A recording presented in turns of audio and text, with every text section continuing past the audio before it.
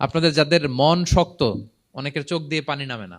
আমার এক আত্মীয় আছে খুব আল্লাহওয়ালা, আমার জীবনে এত আল্লাহওয়ালা আমি দেখি নাই, কিন্তু ওনার চোখ দিয়ে পানি নামে না।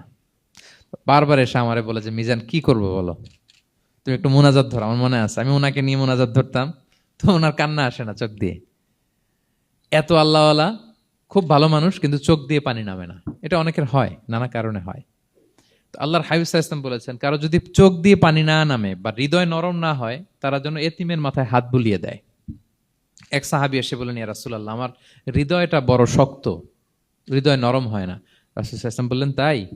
আতুহিব্বু আন ইয়ালিনা কলবুক, তুমি কি চাও তোমার হৃদয় নরম হোক, ওয়া তুদরাকা হাজাতুক, এবং তোমার আশা পূরণ হোক? তিনি বললেন হ্যাঁ। তখন রাসূল সাল্লাল্লাহু আলাইহি ওয়াসাল্লাম বললেন, ইরহামিল ইয়াতীম, এতিমের উপর রহম করো। ওয়ামসা আলা রাসি, এতিমের মাথায় হাত বুলিয়ে দাও। ওয়া আতইমহু মিন তুআমিক, তোমার খাবার এতিমকে খাওয়াও। তালিনু কলবুক, তোমার অন্তর নরম হবে। তুদরাকা হাজাতুক, তোমার ইচ্ছা পূরণ হবে। তাহলে হৃদয় যদি শক্ত থাকে, কার মাথায় হাত বুলাবেন?